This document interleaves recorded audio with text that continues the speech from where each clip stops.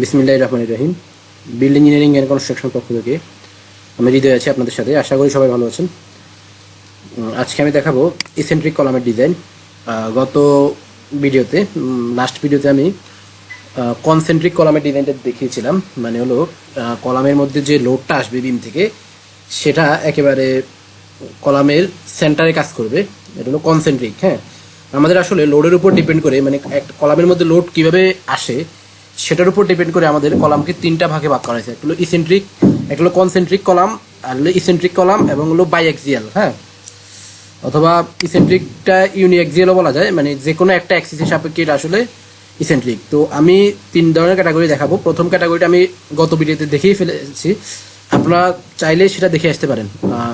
Concentric. এখন আজকে আমি দেখাবো হলো ইসেন্ট্রিক কলামের ডিজাইন, ম্যানুয়াল ডিজাইন আর কি। ম্যানুয়াল ডিজাইনটা দেখাবো এবং এটা আমাদের আসলে ডিজাইন কোড অনুযায়ী। তো এখানে কলামের মধ্যে যে অ্যাক্সিয়াল লোডটা আসে সেটা আপনারা আসলে সফটওয়্যার থেকে নিতে পারবেন অথবা ম্যানুয়াল ক্যালকুলেশন করে নিতে পারবেন। তো আমি ডিজাইনটা দেখাবো আর কি। তো এখানে আমাদের বেসিক যে ফর্মুলা সেটা হলো পি নট। এটা হ্যাঁ, axial load P naught equal to 0.85 F prime C A G minus A S T plus F Y A S T. হ্যাঁ, এটা হলো আমাদের ফর্মুলা। এটা দিয়ে আমি দেখিয়েছিলাম।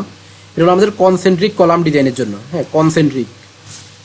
এরপর এখন এই যে এটাকে আরেকটু সিম্পলিফাই করে আমরা এভাবে লিখতে পারি। আমরা এখান থেকে এজিটাকে কমন নিলে আমাদের 0.85 এফ প্রাইম সি, এখানে আমাদের 1 থাকে 1 মাইনাস, তাহলে এজি কমন নিলে এখানে আমাদের যেটা হয় সেটা হলো এই যে এএসটি বাই এজি। হ্যাঁ, AST by AG, AST by AG সমান হলো রোজি, এএসটি বাই এজি সমান হলো রোজি, মানে রোজি equal to AS by AG আর কি, সেটাই। তাহলে রোজি হয়ে যায়, মানে আমরা এজিটাকে কমন নিলে আমাদের এটা হয়।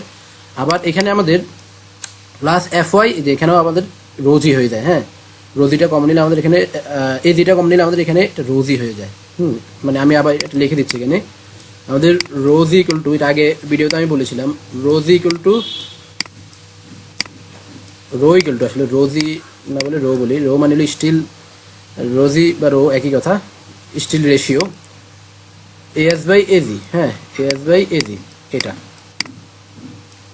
As by AG. ওকে, তাহলে এভাবে আমাদের এটা হলো আমাদের কনসেন্ট্রিক্যালি যখন লোডেড হবে, লোডটা যখন কনসেন্ট্রিক একেবারে কলামের সেন্টারে পড়বে। সাপোজ এটা যদি আমাদের কলাম হয়, একদম একেবারে সেন্টারে, লোডটা একেবারে সেন্টারে পড়তেছে। সেটা কীভাবে পড়বে সেটাও আমি আগের ভিডিওতে বলেছিলাম।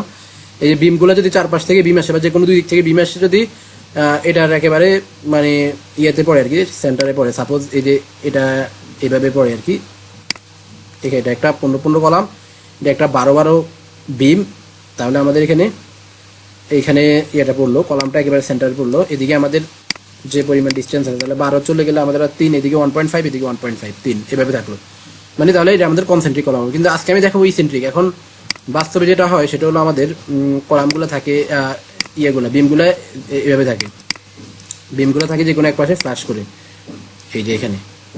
তাহলে ধরলাম যে এই যে এখানে আছে, তাহলে এখানে কি হলো, আমাদের একটা ইসেন্ট্রিসিটি তৈরি হলো। এই যে এখানে আমাদের লোডটা কনসেন্ট্রিক্যালি পড়বে না। হ্যাঁ, যে কোনো একটা অ্যাক্সিসের সাপেক্ষে এটা ইসেন্ট্রিক। হ্যাঁ, এই যে তাহলে আমাদের একটা ইসেন্ট্রিসিটি এখানে তৈরি হয়ে গেল।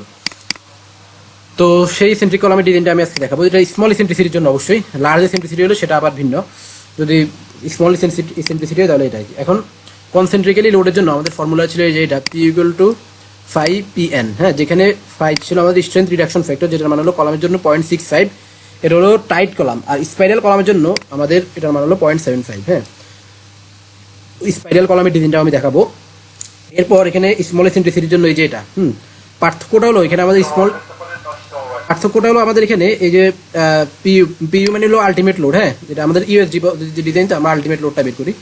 এখানে জাস্ট একটা ফ্যাক্টর ইসেন্ট্রিসিটির জন্য 0.80টা আমাদের আসবে। হ্যাঁ, স্মল ইসেন্ট্রিসিটির জন্য, এই যে ফর স্মল ইসেন্ট্রি, এটা হলো টাইট কলামের জন্য, আর স্পাইরাল কলামের জন্য আসবে হলো 0.85। ওকে, তাহলে আমরা এটা দিয়ে দিলাম। তো এখানে আমরা এবার ম্যাথে চলে যাই। তাহলে এগুলো প্র্যাকটিক্যালি এবং থিওরিটিক্যালি যারা পড়াশোনা করতেছেন, বিএসসি সিভিল ইঞ্জিনিয়ারিং বা ডিপ্লোমা পড়তেছেন, তারাও এটা ইউজ করতে পারবেন। আর যারা প্র্যাকটিক্যালি ম্যানুয়াল ডিজাইন করেন তারাও ইউজ করতে পারবেন। সফটওয়্যার ইট্যাপস থেকে আপনারা ভ্যালু নিয়ে সেটাও ইউজ করতে পারবেন। ভ্যালু নিয়ে মানে ইট্যাপস থেকে অ্যাক্সিয়াল লোডটা নিয়েও আপনারা এটা ডিজাইন করতে পারবেন। তো আমি ওইভাবে আসলে উপস্থাপন করি যাতে সবার কাজে লাগে, যারা পড়াশোনা করেন প্লাস মানে থিওরিটিক্যালি প্লাস প্র্যাকটিক্যালি।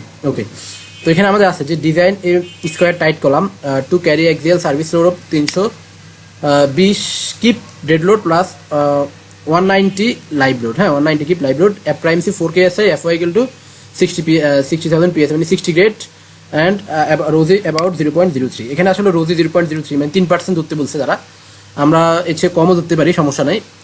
তবে লিমিট হলো 1 থেকে 2.5 বা 3% সর্বোচ্চ, এর চেয়ে বেশি ধরা ঠিক না, তাহলে বেশি রেইনফোর্সমেন্ট চলে আসে আর কি। তো 1 থেকে 2.5%-এর মধ্যে ধরলে ভালো সবচেয়ে। ওকে, 1 হলো মিনিমাম, 1% ধরাই লাগবে। ওকে, তাহলে আমরা এখন এখানে ইয়েতে চলে আসি, আমাদের যে ফ্যাক্টর লোড আছে ফ্যাক্টর লোডে চলে আসি। ফ্যাক্টর লোড হলো আমাদের 1.2 dead load plus 1.6 live load. তো আমরা আলটিমেট বা ফ্যাক্টর লোডটা বের করে ফেললাম 1.2 dead load plus 1.6 live load. তাহলে এখান থেকে আমাদের আলটিমেট লোডটা বের হলো 688 কিপ। হ্যাঁ, এখন আমাদের ফর্মুলা হলো PU equal to 0.80, এটা হলো ইসেন্ট্রিক কলামের ফর্মুলা আর কি। PU equal to 0.805 P not. হ্যাঁ, এখানে P নট সমান সমান কত সেটা আমি দেখিয়েছিলাম, যে এটা এজ ইন্টু 0.85 অ্যাপ্রাইমসি 1 মাইনাস রোজি প্লাস FY রোজি, এটা। তাহলে এটাকে আমি ইকুয়েশন 1 থেকে ইকুয়েশন 2 দিলাম। এরপর এখানে আমাদের ফ্রম ইকুয়েশন 1, এখন আমরা ইকুয়েশন 1টাকে এখানে ইয়ে করলাম, বসাইলাম আসলে 1টাকে বসাইলাম 1-এ আমরা পি নোটের মানটা বসাই দিলাম আর কি। হ্যাঁ, ইকুয়েশন 1-এর মধ্যে যে পি নোটের মানটা এখানে বসাই দিলাম। তো বসানোর পর জাস্ট আমি এখানে সূত্রটা লিখছি, এরপর মানগুলো বসাবো। PU মানে আলটিমেট লোডের মান আমরা এখানে পাইছিলাম কত, 688 কিপ, এটাই বসাইলাম এখানে। এরপর এখানে আমাদের 0.805 এর মান হলো আমাদের মানে স্ট্রেন্থ রিডাকশন ফ্যাক্টর 0.65, আর এজি এর মানটা আমরা মেনলি বের করবো আর কি, মানে গ্রস এরিয়া মানে কলামের ডাইমেনশন, হ্যাঁ লেন্থ উইডথটা বের করবো, এজি এর মানটা বের করবো, মানে এটা হলো গ্রস এরিয়া থেকে এরিয়া পেয়ে গেলে তো আমরা ডাইমেনশনটা বের করে ফেলতে পারবো ইজিলি। ওকে, তাহলে এটা আমরা পেয়ে গেলাম। এরপর এখানে আমাদের 0.85 অ্যাপ্রাইমসি এর মান বসাইলাম, রোজি এর মান 0.03 বলছে সেটাই বসালাম। এটা আমরা আসলে এটা বসাইছি, এটা আমরা পরে চেক করবো আবার এটা ওকে আছে কিনা, এটাতে ওকে হয় কিনা, এটা কম হইতে হবে অবশ্যই আমাদের। এরপর FY এর মানটা আমরা বসাইলাম 60 গ্রেড, আর রোজি এর মান বসাইলাম। বসানোর পর আমাদের এখানে ক্যালকুলেশন করে এজি এর মান আমাদের এইটা আসছে 259.53 ইঞ্চি স্কোয়ার। এখন আপনি যদি কলামটাকে স্কোয়ার কলাম হিসেবে ডিজাইন করতে চান তাহলে সেক্ষেত্রে জাস্ট এটাকে স্কোয়ার রুট করবেন, হ্যাঁ, করলে আপনার এখানে এটা চলে আসবে। আচ্ছা, তাহলে আপনি যদি স্কোয়ার ডিজাইন করতে চান তাহলে এইভাবে করে ফেলবেন। আর যদি আপনি চান যে না স্কোয়ার ডিজাইন করবেন না, আপনি রেক্টেঙ্গুলার কলাম হিসেবে এটাকে ডিজাইন করতে চান, তাহলে সেক্ষেত্রে যেটা করবেন, এই যে এখানে আমাদের গ্রস এরিয়া আসছে কত 259.5, আপনি আমাদের যে কলামের রেগুলার সাইজগুলো আছে সেগুলো দিয়ে ট্রায়াল দিতে পারেন। যেমন এই যে 15x18 দিয়ে দেখতে পারেন, এখানে স্কোয়ার করা তো 16 আসছে, তো আমি 15x18 দিয়ে দেখি কত আসে আমাদের গ্রস এরিয়া 270, মানে এটার মোটামুটি কাছাকাছি আছে বলা যায়। তাহলে আপনি এটাও ইউজ করতে পারেন 15-18 কলাম। যাই হোক, এখানে যেহেতু স্কোয়ার কলাম করেছি আমি, এটাই দেখাচ্ছি। তাহলে 16 কলাম এবং 16 কলামে আমাদের গ্রস এরিয়া হয়ে গেলো 256 ইঞ্চি স্কোয়ার।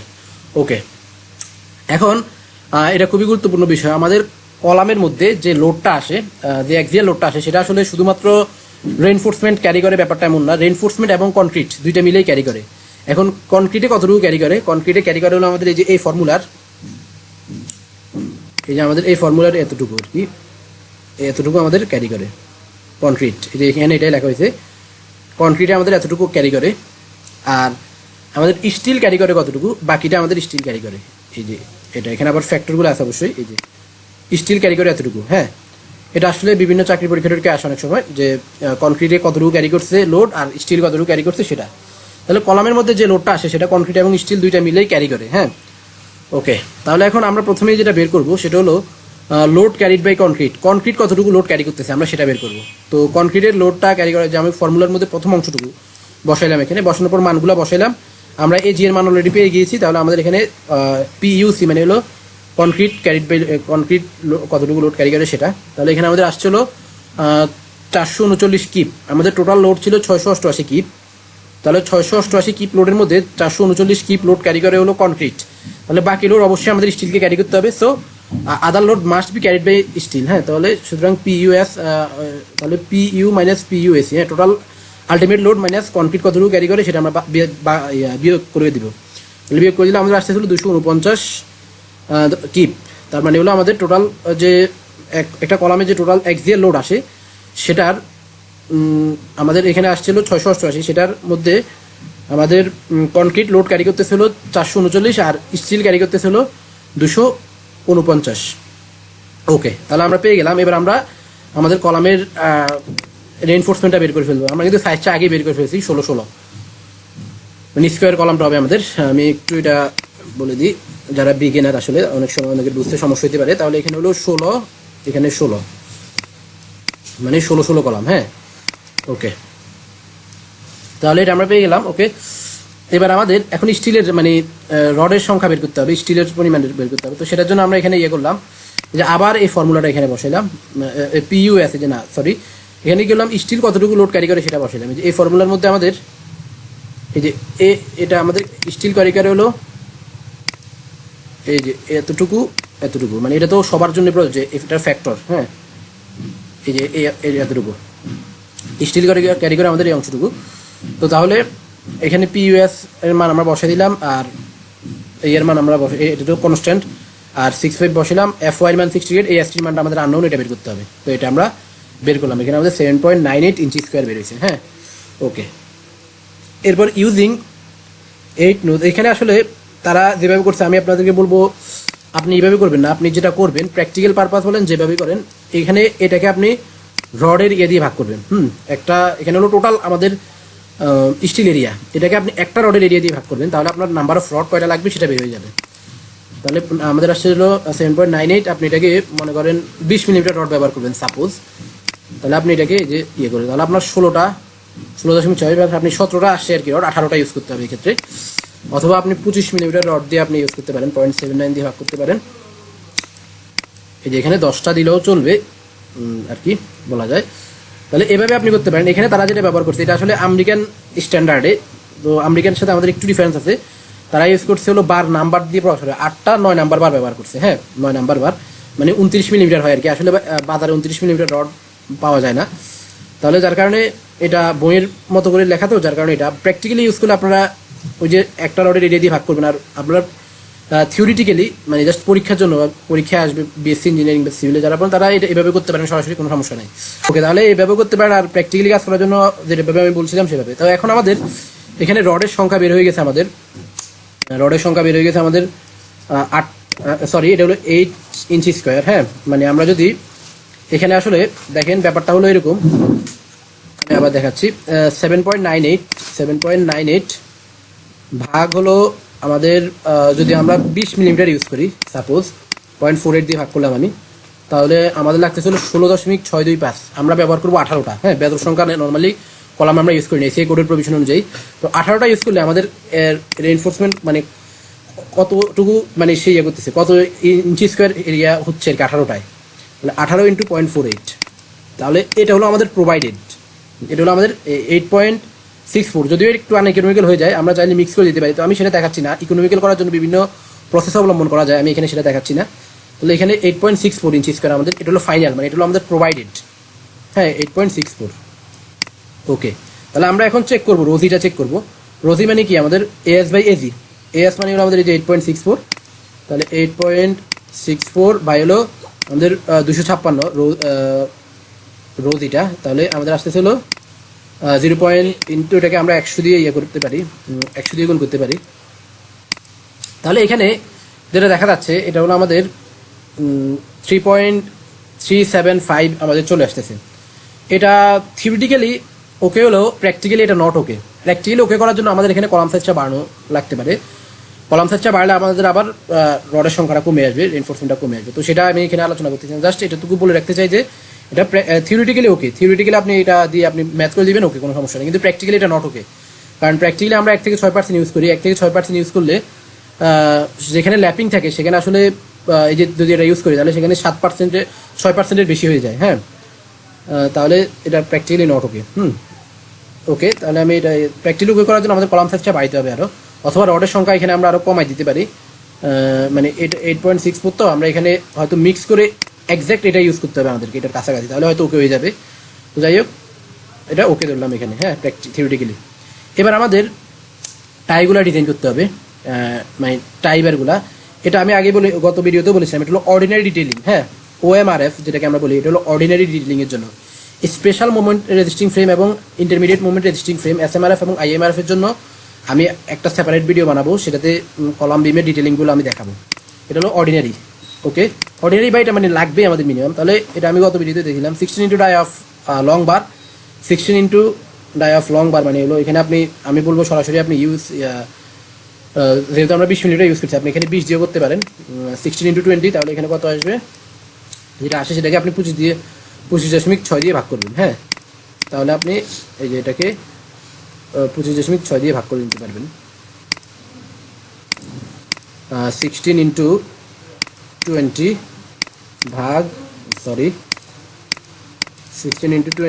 25.4, তাহলে এটা আপনার অ্যাকচুয়ালি আসবে, এই যে এটা আমাদের 12 ইঞ্চি আসতেছে, এখানে 18 ইঞ্চি আসছে, তাহলে 12 ইঞ্চি দিবেন। অথবা এটাও ইউজ করতে পারেন সরাসরি, যেখানে 9 নাম্বার বার ইউজ করছে। এরপর 48 × টাইবার, এখানে 12 মিলিমিটার টাইবার ইউজ করছে, তার কারণে 12 মিলিমিটার টাইবারের আমাদের এরিয়া হলো 0.5। হ্যাঁ, ডায়া হলো 0.5 ইঞ্চি আর কি, একটু কম হয়, রাউন্ডিং করে 0.5 ধরা হয়েছে। আর লিস্ট ল্যাটারাল ডাইমেনশন অফ কলামের লিস্ট ল্যাটারাল ডাইমেনশন হলো 16, তাহলে এই তিনটার মধ্যে যেটা ছোটো এটা ছোটো, এটা ইউজ করতে হবে। ওকে, সুতরাং টাইবার স্পেসিং হলো 16 ইঞ্চি সেন্টার টু সেন্টার ভার্টিক্যালি। ওকে, আপনার এটা কিন্তু খুব ইম্পর্টেন্ট, এটা আসলে প্র্যাকটিক্যালি এত রাখা হবে না, কারণ আমরা প্র্যাকটিক্যালি আমাদের intermediate movement, ordinary movement resisting frame কখনো হয় না। বিএনবিসি 2020 অনুযায়ী আমাদের ইন্টারমিডিয়েট মুভমেন্ট রেজিস্টিং ফ্রেম হবে অথবা অর্ডিনারি মুভমেন্ট রেজিস্টিং ফ্রেম হবে। আর আপনারা থিওরিটিক্যালি যারা পরীক্ষার জন্য বা এর জন্য পড়বেন, বইতে পড়বেন, তারা এটা দিয়ে দিলেও চলবে। প্র্যাকটিক্যালি আমাদের এটা আরও ভিন্ন। ওকে, আমি আসলে চেষ্টা করি সবসময় প্র্যাকটিক্যালের সাথে থিওরিটিক্যালের একটা সামঞ্জস্য তৈরি করার, যেটা আপনাদের যারা পড়াশোনা করতে পরবর্তী জীবনে কাজে লাগবে, আর যারা প্র্যাকটিসে আছেন সিভিল ইঞ্জিনিয়ারিংয়ে তাদের জন্য এখনই কাজে লাগবে। ওকে, তাহলে এখানে টাইবার স্পেসিং আমাদের 16 ইঞ্চি সেন্টার টু সেন্টার, এটা আমরা দিয়ে দিলাম। আর এরপরে স্পেসিং হলো আমাদের, এই যে একজন আমাকে গত ভিডিওতে কমেন্ট সেকশনে বলেছেন যে এই ডিটেলিংটা দেখানোর জন্য, যার কারণে আমি এখানে ডিটেলিংটা বিস্তারিত দেখাবো। এখানে হলো আমাদের এই যে রডের সংখ্যা আসছে, আমি এটা দিয়ে দেখাচ্ছি। রডের সংখ্যা আসছে আমাদের 8টা। 8টা রড আসছে। এই 8টা রড আমরা কীভাবে দিব এখানে, হ্যাঁ, মানে কত ইঞ্চি পরপর দিব, এটা আমাদের একটা খুবই গুরুত্বপূর্ণ বিষয়। কত ইঞ্চি, মানে এটা হলো ডিটেলিং আর কি, আমাদের কত ইঞ্চি পরপর দিব। টাইবার তো আমরা স্পেসিং পেয়ে গেছি, 16 ইঞ্চি পরপর দিয়ে দিব, সমস্যা নেই। কিন্তু এই 8টা রড আমরা কত ইঞ্চি পরপর দিব, এটার জন্য এই যে ফর্মুলা, আমাদের টোটাল হলো 16 ইঞ্চি। এটা লিখলাম এখানে, স্পেসিং 16 মাইনাস আমাদের দুই পাশে ক্লিয়ার কভার হলো 1.5 করে বাদ, এই যে এখানে 1.5, এখানে 1.5, তাহলে 2 ইন্টু দুইটা ক্লিয়ার কভার বাদ গেল, মাইনাস 2 ইন্টু আমাদের এই যে টাইবারের আমাদের ডায়ামিটার হলো 0.5, তাহলে দুইটা টাইবারের ডায়ামিটার বাদ যাবে। দুইটা টাইবারের ডায়ামিটার বাদ যাবে, এই যে 2 ইন্টু দুইটা টাইবারের ডায়ামিটার বাদ, মাইনাস এখানে 3 ইন্টু 1 ইঞ্চি স্কোয়ার, এটা হলো আমাদের মেইন রডের। আসলে মেইন রড আমাদের এখানে 3টাই, যে আমি এই লাইনের কথা চিন্তা করি, এখানে আমাদের 1টা 2টা 3টা মেইন রড আছে। মেইন রডের আমাদের এখানে ডায়ামিটার হলো 1, হ্যাঁ, 1 বাদ দিয়ে দিলাম, ভাগ 2 কেন, এখানে দুইটা স্পেসিং, যার কারণে 2 ভাগ 2 দিলে আমরা এখানে এটা পেয়ে যাব, স্পেসিংটা পেয়ে যাব। হ্যাঁ, এটা হলো আমাদের 4.5 ইঞ্চি এখানে আসছে। এখানে আমাদের মিনিমাম আসলে 2 ইঞ্চি থাকা লাগে, তবে বেস্ট ডিটেলিং হলো 4 থেকে 6 ইঞ্চি, আর ম্যাক্সিমাম হলো 6 ইঞ্চি, অ্যাকচুয়ালি 6 ইঞ্চি। তাহলে এটা আমাদের ওকে আছে, যেটা চেকটা আমরা করলাম, ডিটেলিংটা ওকে আছে। তো এটা ছিল আমাদের আসলে ডিটেলিং, একটা ইসেন্ট্রিক কলামের ডিজাইন, ডিটেইলিং এবং চেকগুলা। তো আশা করি ভিডিওটা আপনারা বুঝতে পেরেছেন। কোনো বিষয়ে বুঝতে সমস্যা হলে আপনারা আমাদের ফেসবুক গ্রুপ আছে, ফেসবুক গ্রুপে জয়েন হয়ে সেখানে কোশ্চেন করতে পারেন, অথবা কমেন্ট সেকশনে জানাতে পারেন, যে কোনোভাবে আমাদেরকে জানাতে পারেন, আমরা চেষ্টা করব সলিউশন দেওয়ার। আর ভিডিওটি দেখে যদি আপনাদের ভালো লেগে থাকে, তাহলে আমাদের চ্যানেলে সাবস্ক্রাইব করে বেল আইকনে ক্লিক করে রাখবেন, যাতে এরকম অনেক interesting video, design related video সবার আগে আপনার কাছে পৌঁছে যায়। সবাই ভালো থাকবেন, ধন্যবাদ।